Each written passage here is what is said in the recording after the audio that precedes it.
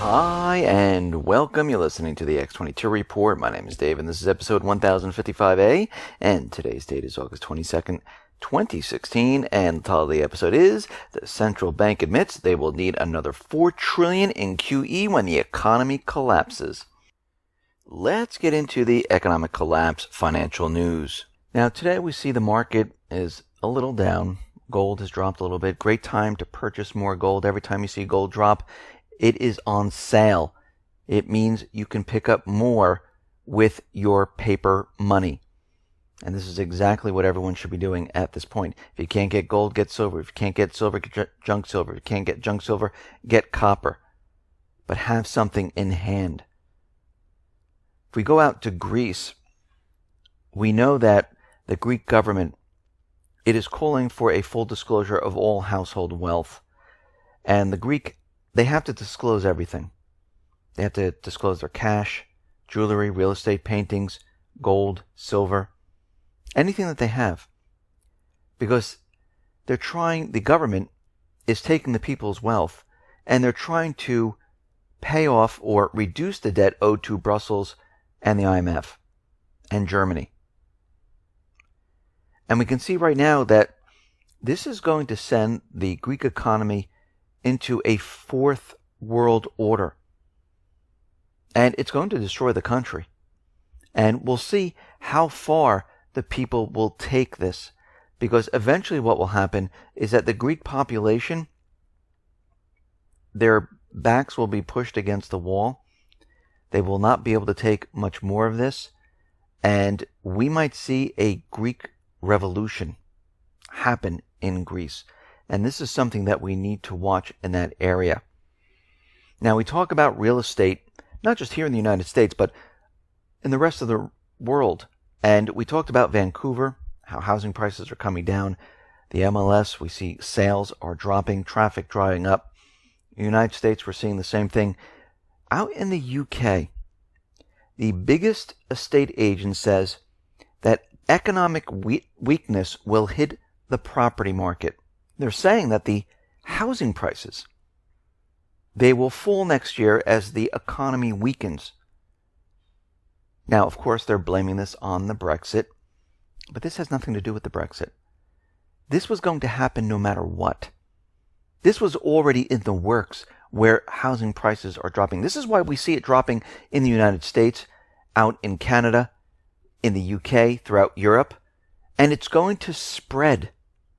So they're saying that the prices are going to fall by 1% in 2017. The second half of 2016, we'll start to see prices come down, and I'm saying that this is going to be much, much worse. It's almost like the IMF and the Fed making their predictions of how countries are going to grow. Well, they're going to grow by 3.5% GDP, and they always bring them down to 1.5%. And when they tell you that housing prices are going to come down, they always start with the lowest percentage. It's the opposite. It's only going to come down by 0.5%, 1%, which means that it's going to drop by 4, 5, 6, 7, 8, even more percentage points. And they're just out there giving a warning. Because what they're saying is the economy is weakening, the consumer confidence is declining, household spending is declining, and there's rising unemployment, which we've been covering and following. We have to remember, they like to blame everything that's happening right now on the Brexit.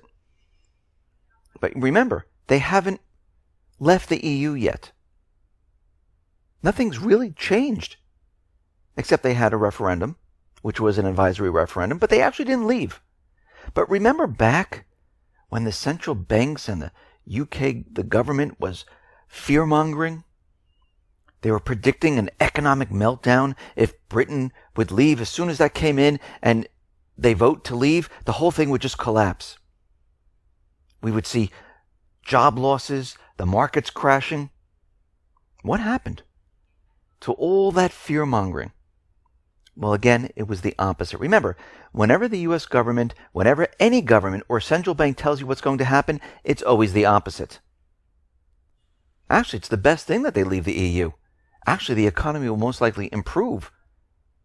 But the problem is the entire private Western Central Bank system is collapsing, and it will bring that down with it. So everything they told us about did not come true. It was a lie once again. And remember, they said to avoid all this doom and gloom, everyone would have to vote to stay in the EU. Well, the people didn't listen. And they decided, you know what, we don't want to be part of the EU. And nothing happened once again. So who does the fear-mongering? The central bank, the governments. The whole thing backfired. Now Sweden is out there warning the UK against aggressive tax cuts amid the Brexit talks. They're worried that the UK will do something smart, like lower corporate taxes again. So this is the actual opposite. If the UK cuts taxes, most likely more business will come into that area. And they know this. So we can see right now that the banks, the governments, the central banks, whatever they say, it's always the opposite. They like to lie to the people quite a bit. The Baltic Dry Index, it is around 687 points. And when we look at the Baltic Dry Index, when we go back a couple of years, we can see the Baltic Dry Index, it's in a downward trend. If we go back just to last year, we saw the Baltic Dry Index was around 940 so points around this time frame. And then it dropped off significantly. The same thing is going to happen once again. And the Baltic Dry Index is going to continually drop as we move throughout this year. And most likely we're going to hit lower lows. Now, when we look at corporate defaults, and just a month ago, we looked at the corporate defaults, and we noticed that the total number of global defaults hit around 100 according to S&P calculations. And that rose about 50% from the number of bankruptcy at this time last year, and the highest level since the financial crisis. And what we're seeing right now, 1 month later, we have learned that another 13 companies have filed for bankruptcy protection, bringing the grand total to 113, matching the number of companies which defaulted globally in all of 2015. The last time the global tally was higher at this point in the year was in 2009, when it reached 208 during the financial crisis. So we're midway through 2016, we were at 113. Again, where is this recovery? It's not out there. And S&P, they're estimating that the U.S. corporate default rate is expected to jump 30% and hit 5.6% by June of 2017. We're looking at 99 U.S. companies with the lowest credit ratings are expected to default in the 12-month period ending June 2017. And this is going to be a complete disaster.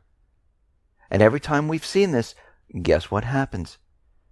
We're in a recession/depression. We saw it back in 1991. We saw it back in 2001.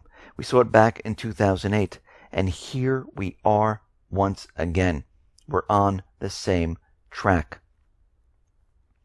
We see Merkel, Hollande, Renzi, they're all meeting together to relaunch the European Union. They are now going into Africa. They're going to give them incentives to join the EU, because for their system to work, they need more countries in their system so they can spread the debt out further. Without this, the system comes to a screeching halt. And we can see that the EU wants to bring in more and more countries to spread the debt, just like the United States. They need to continually spread the debt. They need to capture countries, place the dollar on their natural resources, like oil, to keep the petrodollar propped up. And we've been talking about the petrodollar, how out in the Middle East things are getting worse as time goes on. It looks like the petrodollar most likely is doomed. And the Fed is already out there warning everyone that something is about to happen. Because when the Fed comes out and they talk about QE, they talk about an economic shock, we know something is about to happen. Especially when the Fed comes out and tells us that they're now forecasting recession. But they don't come right out and tell you that, hey, we're going to be heading right towards another financial crisis. What they're talking about is what they would do if there was an economic shock, which means they have plans for when this collapse comes. They released a paper over the weekend entitled Gauging the Ability of the FOMC to Respond to Future Recessions. Now, it's going to be much worse than a recession, but let's go with recession. They're already factoring in a scenario in which a shock to the economy leads to additional QE of around $4 trillion. This would double the current size of the Fed's balance sheet.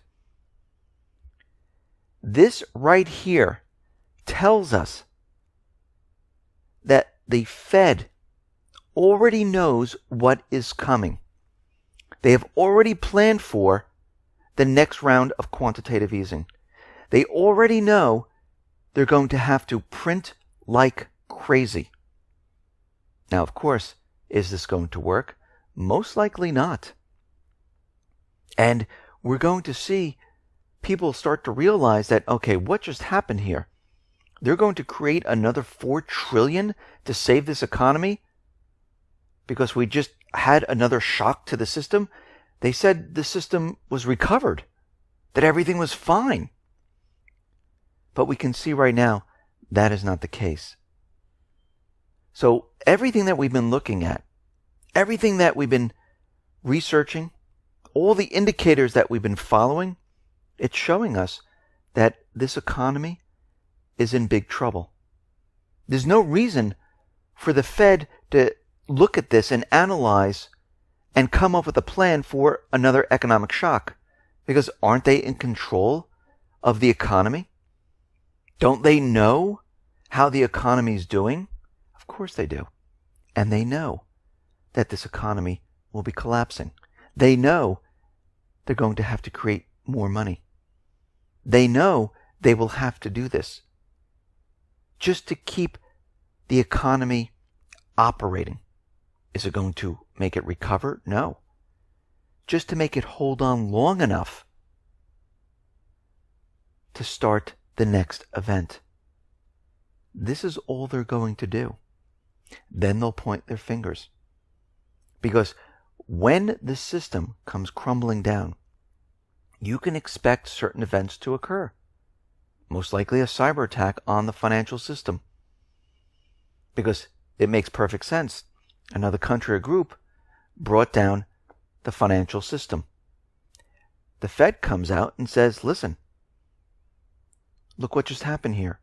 We were in a recovery. Now we need to start QE up once again. And first we'll start off by maybe creating $1 trillion. That's all we'll do. Before you know it, there'll be $2 trillion. Before you know it, there'll be up to $4 trillion. So this number $4 trillion most likely will be about $16 trillion by the time this is all done. Because this next shock is not going to be recession. It's not going to be a depression. It's going to be collapse of the system. Listen, everyone, thanks a lot for listening. Be well, be safe, and especially be prepared. Thanks a lot.